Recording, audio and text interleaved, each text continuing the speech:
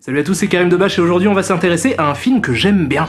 Donc vous connaissez la coutume, on va entrecouper l'épisode de faux extraits de making of. Si tu fais ça, je vais te péter la gueule. Non, c'est une blague. Oh, tu m'as bien eu. Allez, viens dans mes bras. Non, on peut pas faire ça. Bah pourquoi? Parce qu'on est une seule et même personne. Oh mon dieu! Je disais donc qu'on va s'intéresser à un film que j'aime bien. Mais là pour le coup, je pense qu'il est important de contextualiser le film avant que je commence à vous en parler pour que vous compreniez un peu mieux mon point de vue. Préparez-vous donc à plonger en apnée dans un univers tapissé de couleurs bariolées mal assorties, d'improbables caisses claires réverbérées et de sons de synthé stridents. Un univers où le bon goût se conjugue au passé. Les années 80. Flashback! Le début des années 80 est une période charnière pour la pop culture. Il correspond à ce que l'on appelle communément l'âge d'or du jeu d'arcade, qui démarre en 1978 avec la sortie de Space Invader, qui fait passer le jeu vidéo d'un obscur loisir pour initiés à un véritable phénomène culturel de masse. Ça, c'est pour le jeu vidéo. Mais ici on est dans Crost, et dans Crost, on parle de cinoche. Flashback dans un flashback. Les années 60 sont une période de rupture et de crise dans l'histoire de l'industrie d'Hollywood, puisque les grosses productions se cassent la gueule et coûtent de plus en plus cher. Au même moment, le cinéma français et italien semble redonner un gros coup de fouet à l'industrie en s'adressant aux gens avec des films moins chers, moins empoulés mais plus sincères, plus réalistes et surtout, des films qui correspondent aux réalités sociales de l'époque. Karim Debache, tu veux dire qu'on arrivait à faire des films plus rentables qu'Hollywood? Oui!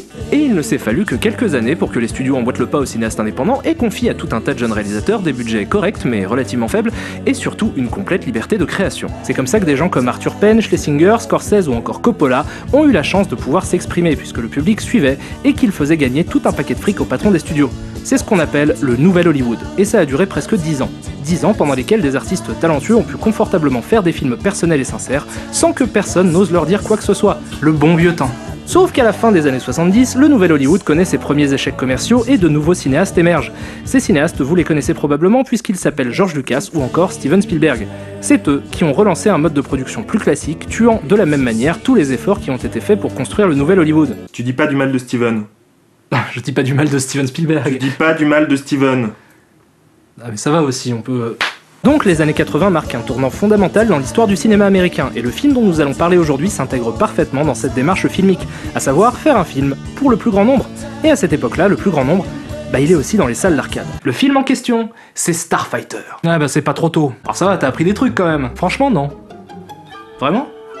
Ouais, c'est parce que je suis un peu bourré aussi. Bon, Starfighter, ou The Last Starfighter dans sa version originale, est un film américain sorti le 13 juillet 1984 aux États-Unis et réalisé par Nick Castle, un réalisateur plus connu pour sa performance d'acteur dans Halloween, où il interprète le personnage de Michael Myers. Michael Myers a fait des films pour enfants. Je me sens sale. Donc le film nous raconte l'histoire d'Alex Rogan, teenager lambda d'un bled perdu du fin fond des États-Unis, calqué sur absolument tous les héros de films des années 80. Alex est jeune, beau gosse, il a des valeurs simples, il aime sa mère, son petit frère et sa jolie copine, et je suis sûr que le matin, il prend ses céréales avec un bon verre de jus d'orange pressé. Chouette! Bon, comme je sens qu'on est dans un film bouleversant d'originalité, je vous propose d'utiliser un petit gadget de ma fabrication. Le tableau des clichés.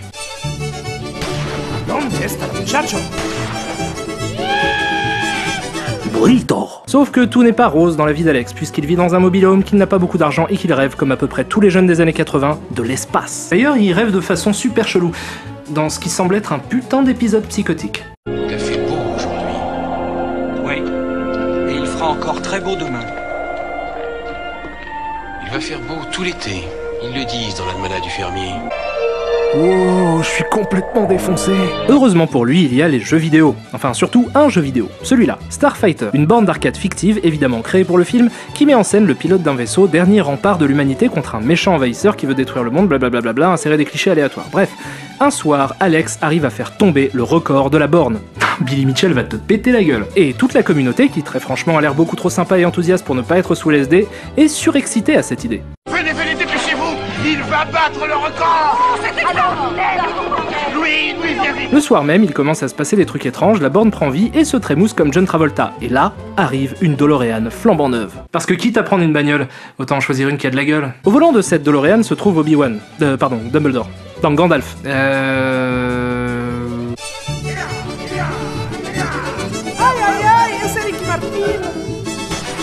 Tequila. Donc Alex entre dans la voiture et le passager l'électrocute. Le mentor démarre et fonce comme un dingue jusqu'au bout de la route. Sauf que là où ils vont, ils n'ont pas besoin de route. J'adore Jurassic Park.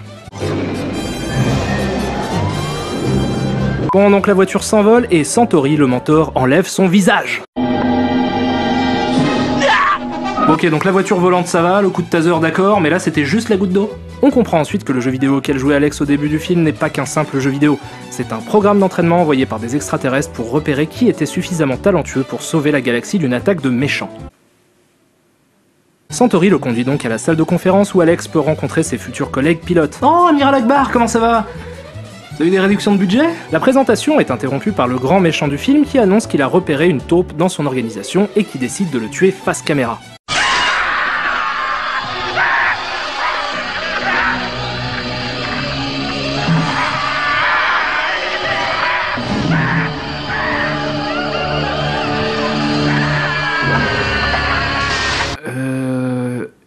Il nous reste des instants de bonheur et d'insouciance?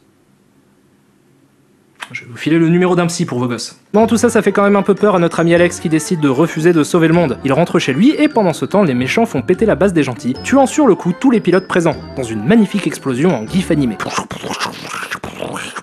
Explosion. Ce qui signifie qu'il a été sauvé par sa lâcheté. Ça, c'est un bon message à envoyer aux enfants Hollywood, merci. Y a pas de quoi. Alors, à partir de là, le film va se scinder en deux. D'un côté, Alex retourne dans l'espace pour sauver l'humanité, et de l'autre, on suit la vie d'un robot clone d'Alex, que les extraterrestres ont mis là pour que personne ne se doute de son absence. Ce qui veut dire que le film décide de nous montrer à la fois un humain dans un univers de jeux vidéo, et un personnage de jeux vidéo dans le monde des humains. Et franchement, je trouve le concept assez cool. Bon, ne me faites pas dire ce que j'ai pas dit, hein, ça pisse pas bien loin, mais c'est assez ludique comme parti pris, parce que finalement, les moments dans l'espace sont juste l'adaptation d'un shoot 'em up lambda, et en même temps, on assiste à quelques petites scènes cool avec un robot qui essaye d'avoir l'air normal dans un mobil-home. C'est n'importe quoi, certes, mais c'est rigolo. J'ai quand même noté quelque chose d'assez con. Le clone robot refuse les avances sexuelles de la copine du héros parce qu'il trouve ça sale. Alors que c'est un robot. Je veux dire, ça veut dire quoi? Qu'il a été programmé avec des codes de puritanisme? Tout est normal. Donc le clone d'Alex essaye de vivre sa vie de clone pourchassé par des extraterrestres belliqueux qui pensent qu'il est le vrai Alex et qui sont envoyés pour le buter. Je suis un bêta-droïde, la copie conforme d'Alex. Il est là-haut pour sauver l'univers pendant que je suis là pour servir de cible.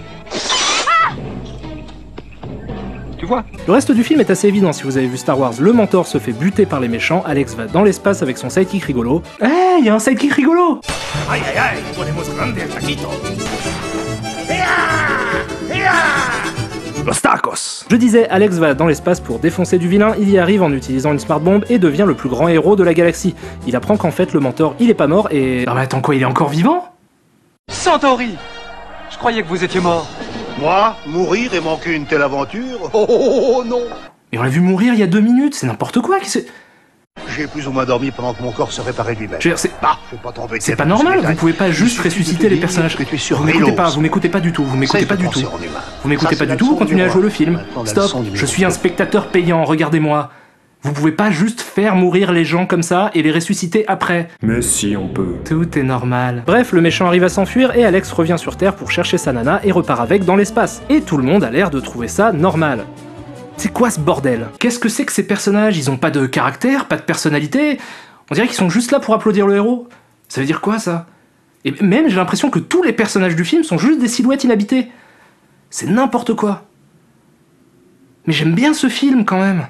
Et pour comprendre pourquoi j'aime bien ce film, il faut remonter à ce que je disais au début de la review. Toutes les pièces du puzzle commencent à se mettre dans l'ordre. T'en fais trop, désolé. Parce qu'au moment où Spielberg et Lucas ont tué le... Parce qu'au moment où Lucas a tué le nouvel Hollywood et a relancé la mode du gros blockbuster de studio, il a utilisé ceci. Le héros aux 1001 visages de Joseph Campbell. Un bouquin qui date de 1949 et qui expose la théorie du monomythe. En gros, le bouquin explique que tous les mythes du monde sont une variation d'une seule et même histoire, et décrit différentes étapes et différents archétypes que l'on retrouve dans tout un tas d'œuvres de fiction. Et Starfighter en est un des exemples les plus évidents. C'est pour ça je pense que tout le film est aussi prévisible et que tous les personnages sont archétypaux au possible. C'est juste un décalque scénaristique de Star Wars qui lui-même n'est rien de plus que l'illustration de la théorie du monomythe. Ceci étant, je considère toujours ça comme de réels défauts. Parce que du coup, le film ne surprend jamais et semble effroyablement tiède. Il ne contient aucune audace, aucune envolée narrative, tout semble baigner dans le conformisme et la bien-pensance. Chouette! Pareil pour toutes les séquences qui se passent dans l'espace qui font vraiment Star Wars du pauvre. Tiens, regardez ça. Osez me dire que c'est pas un X-Wing de contrefaçon hongkongaise. Mais quand même, Il y a des trucs que j'aime bien. Déjà, le film est un précurseur en termes d'imagerie et d'effets spéciaux. Alors ok, aujourd'hui ça a effroyablement vieilli, c'en est même presque drôle, mais en 84, au moment de la sortie du film, bah ça avait de la gueule. C'est pas vachement moins classe que Jurassic Park? Si, mais c'est sorti 9 ans avant. Alors certes, les technologies de l'époque n'étaient probablement pas assez avancées pour quelque chose d'aussi ambitieux, et il aurait sûrement mieux valu en rester aux maquettes, mais merde, au moins ils ont essayé de donner un look particulier au film. Alors c'est plutôt raté, certes, mais c'est quand même une initiative. Pareil pour ce qui est du jeu vidéo dans le film, ça sert à rien, c'est que du prétexte, ça réfléchit à aucun moment sur le médium, mais ils ont réussi à utiliser ça de façon assez ludique pour que ça soit pas désagréable à mater. Et même malgré cette utilisation un peu opportuniste et putassière de l'univers du jeu vidéo, j'ai pas l'impression de les voir tirer sur la corde plus que ça, comme ça peut être le cas pour Gamer par exemple. Ici, le public visé est beaucoup plus large et le film s'adresse plus aux amateurs de science-fiction qu'aux joueurs. Du coup, on évite pas mal de références forcées et de clins d'œil superflus. Tu en es à 900 000. Attention néanmoins, je préfère être complètement honnête avec vous, je pense que je suis bienveillant avec le film parce que je l'ai connu quand j'étais gosse. Et je pense aussi que ma nostalgie personnelle influe sur le regard que je lui porte. De ce fait, je ne peux décemment pas vous le recommander dans l'absolu. Par contre, si vous avez fait le tour de toutes les autres productions pour gosses un peu niaises de cette époque-là et que vous en voulez encore, bah celle-là est pas pire qu'une autre. C'est un film que vous aurez oublié 3 semaines après l'avoir vu, mais c'est plutôt un moment sympa à passer. Et moi, bah, je passe un bon moment devant. Quand je regarde Starfighter, j'ai juste envie de m'emmitoufler dans une couette douillette, d'attraper une tasse de chocolat chaud avec de la chantilly et des chamallows, éclairée par quelques bougies et réchauffée par un bon feu de cheminée pendant qu'une dinde rôtie dans le four, et que mon berger allemand se gratouille l'oreille sur le tapis. T'es quand même un personnage très très bizarre, Karim. Cette image sortira jamais de ma tête.